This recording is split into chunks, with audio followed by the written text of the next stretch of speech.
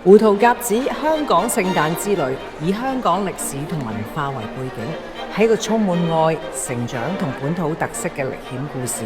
This is a very special performance for us. This art is Hong Kong Ballet's 100th performance of this Duck Driver as a special versus. 好歡迎大家嚟到今場嘅第100場香港版胡桃夾子，我哋將香港嘅愛啦、希望啦同埋想像咧係帶俾大家嘅。And also to all of you, we hope this story brings you comfort and strength and of course joy.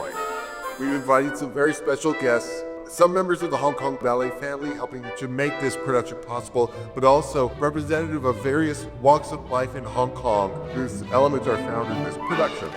希望大家細心欣賞呢一段專屬香港嘅冬日冒險之旅。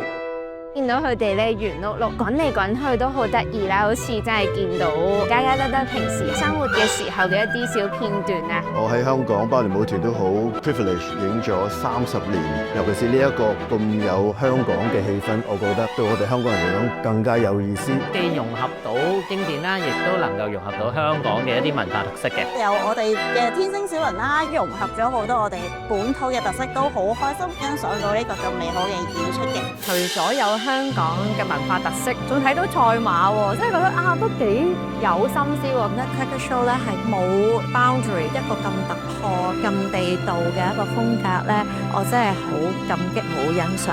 我哋嘅舞蹈演員咧真係向上爬上去個包山頂嗰一刻咧，好驚訝同埋好難忘。希望更多香港人可以欣賞呢一套胡桃夾子。